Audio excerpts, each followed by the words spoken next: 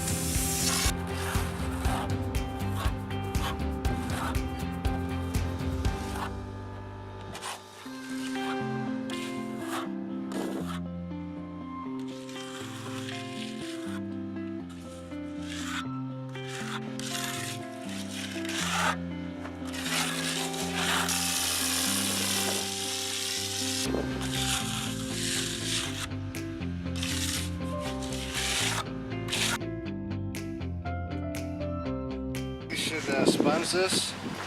Yeah, I think you haven't hit it with a real dry sponge. Just open up the pores, see how it's kind of shiny, almost from the troweling. That way when we hit it with the stain fast, it'll accept the stain. Otherwise you'll end up with it taking it more, you know, where it's got the more texture. Okay. It'll give us more control.